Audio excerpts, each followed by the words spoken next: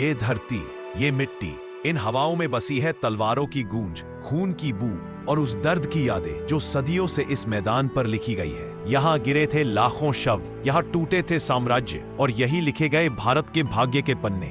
क्यों भारत की सबसे निर्णायक लड़ाइयां पानीपत में ही लड़ी गईं? 1526 बाबर बनाम इब्राहिम लोदी, 1526 अकबर बनाम हेमचंद्र विक्रमादित्य, 1761 मराठा बनाम अहमद शाह अब्दाली। 3 युद्ध, 3 कहानियां और एक ही रणभूमि, पानीपत। क्या यह महज एक संयोग था या इसके पीछे छिपा है कोई बड़ा रहस्य? आज हम आपको ले चलेंगे उस रहस्य के पीछे। क्यों पानीपत? क्यों नहीं दिल्ली, आगरा या कोई और मैदान? क्यों हर आक्रांता, हर सम्राट, हर वीर योद्धा यहीं अपना भाग्य आजमाने आया?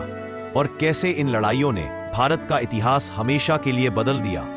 नमस्कार दोस्तों, मैं हूं आपका दोस्त नरेंद्र। स्वागत है आपका एक बार फिर से मेरे YouTube चैनल पर।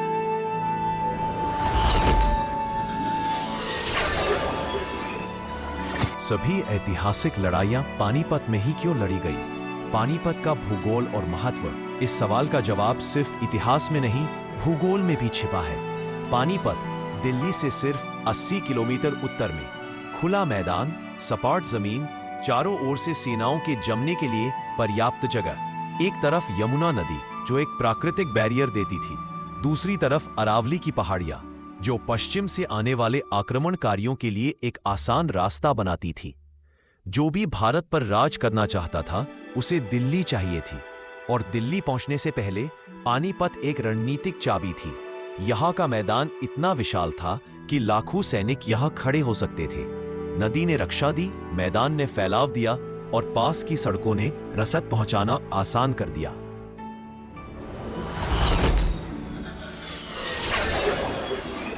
पहली लड़ाई 1526 बाबर बनाम इब्राहिम लोदी।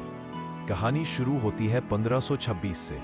दिल्ली पर लोदी वंश का शासन था, लेकिन सत्ता कमजोर थी। दरबारियों में गुटबाजी और सेना में अनुशासन का अभाव था। इसी बीच आया एक महत्वाकांक्षी शासक, बाबर, काबुल का बादशाह, जो भारत को सिर्फ लूटने नहीं, राज करने आया था।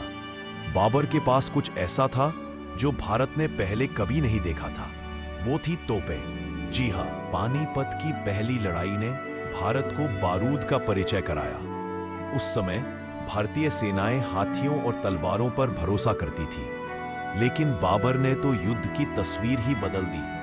21 अप्रैल 1526 पानीपत का मैदान गूंज उठा। तोपों की गड़गड़ाहट ने इब्राहिम लोदी की ताकत को चूर कर दिया। लाखों सैनिक हाथियों के साथ मैदान में उतरे थे, लेकिन बाबर की रणनीति और बारूद की ताकत ने लोदी सल्तनत का अंत कर दिया। इस दिन न सिर्फ एक साम्राज्य टूटा, बल्कि भारत के इतिहास ने नई करवट ली। पानीपत की पहली लड़ाई, भारत में मुगल साम्राज्य की शुरुआत।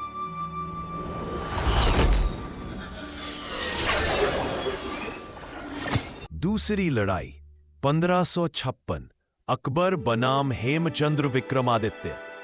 30 साल बाद फिर वही मैदान, फिर वही सवाल, किसका होगा भारत पर ताज? इस बार मुकाबला था अकबर और हेमचंद्र विक्रमादित्य यानी हेमू का।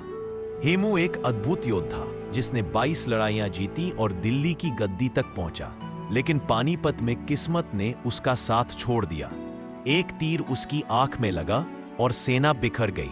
अगर उस दिन हेमू जीत जाता तो आज भारत का इतिहास अलग होता।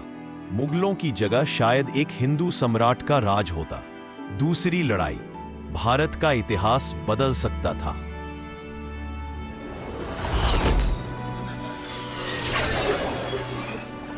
तीसरी लड़ाई 1761 मराठा बनाम अहमद शाह अब्दाली। 200 साल बाद पानीपत फिर खून से लाल होने वाला था। इस बार मराठा और अफगान बादशाह अहमद शाह अब्दाली आमने सामने थे। यह सिर्फ एक युद्ध नहीं था, यह भारत के भविष्य की जंग थी। 14 जनवरी 1761, एक ऐसा दिन जिसने भारत की आत्मा को हिला दिया। इतिहासकार कहते हैं यह भारत की सबसे भीषण लड़ाई थी। लाखों सैनिक, 3 लाख से ज्यादा मौतें, पूरा मैदान लाशों से पट गया। इस हार ने मराठों की ताकत तोड़ी और भारत को बाहरी आक्रमणों के लिए खुला छोड़ दिया। यही वह दिन था जिसने अंग्रेजों के लिए रास्ता तैयार किया। तीसरी लड़ाई, भारत का भाग्य टूट गया।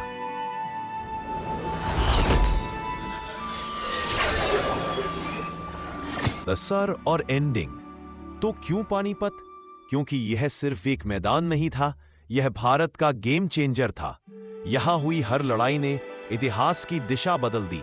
अगर ये लड़ाइयां कहीं और होती तो शायद भारत आज वैसा न होता जैसा हम जानते हैं। जब भी इस मिट्टी पर चलो, याद रखना, यह सिर्फ धूल नहीं है, यह उन सपनों की राख है जो कभी इस धरती पर जले थे। पानीपत, जहां तलवारों ने भारत का भाग्य लिखा। तो कैसी लगी यह डॉक्यूमेंट्री? आपको कमेंट में जरूर बताएं और चैनल को सब्सक्राइब और वीडियो को लाइक जरूर करें। तब तक के लिए धन्यवाद। जय हिंद, जय भारत।